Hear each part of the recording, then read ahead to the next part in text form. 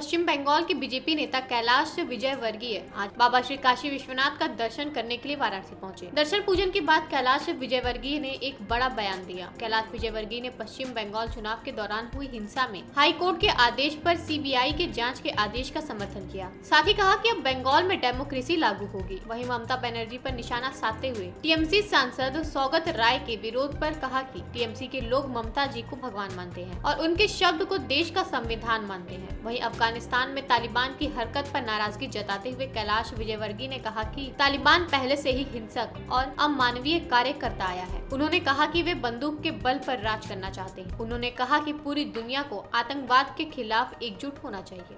मुझे लगता है कि टीएमसी के नेता, टीएमसी के कार्यकर्ता डेमोक्रेसी के जो हमारे स्तंभ है उनको सम्मान ही नहीं करते। उनके लिए न्यायपालिका कुछ भी नहीं है, उनके लिए कार्यपालिका कुछ भी नहीं, उनके लिए जो भी है वो बस ममता जी हैं। ममता जी को भगवान मानते हैं, उनका शब्द कोई वो भारत का संविधान मानते हैं और इसलिए रूल ऑफ लॉ पश्चिम बंगाल में नहीं है।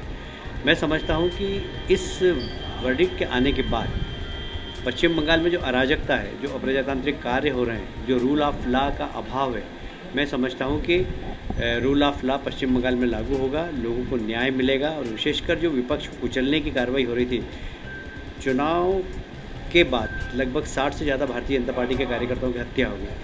कितनी बहनों के साथ बलात्कार हुआ ये मैं संख्या नहीं गिना सकता, पर मैं कुछ बहनों को जानता हूँ जिनके साथ बलात्कार हुआ, उन्होंने रिपोर्ट भी नहीं लिखाई डर के मारे कि हमारे पति का मर्डर हो जाएगा, हमारे बच्चों का मर्डर हो जाएगा।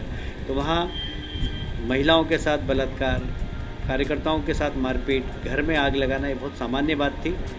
जहाँ सीबीआई की जांच के आदेश दिए वहीं पर एक एसआईटी के गठन का भी उन्होंने निर्देश दिया है और एसआईटी वर्तमान में बंगाल की स्थिति के बारे में जांच करके और अक्टूबर में हाई कोर्ट को रिपोर्ट देगी। और साथ ही जिन लोगों के साथ टीएमसी के गुंडों ने मारपीट की है, मकानों में आग लगाई है, सरकार को निर्देश दिए हैं कि नियमानुसार सबको मुआवजा दें। एक क्रांतिकारी निर्णय है और हम इस निर्णय का स्वागत करते हैं। पश्चिम बंगाल में इससे डेमोक्रेसी की स्थापना होगी, रूल ऑफ लॉ लागू होगा। वो जो सिर्फ मानते हैं टीएमसी कार्यकर्ता ममता जी को और उन्हीं को भगवान मानते हैं, उन्हीं का संविधान चलता है वहाँ पर।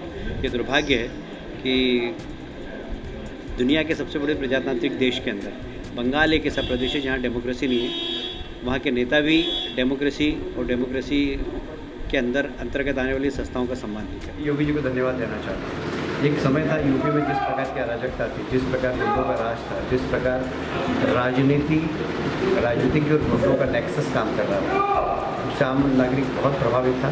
योगी जी ने जिस प्रकार माफियाओं का सफाया करने का संकल्प लिया, मैं समझता हूँ आम नागरिक इससे बहुत खुश है।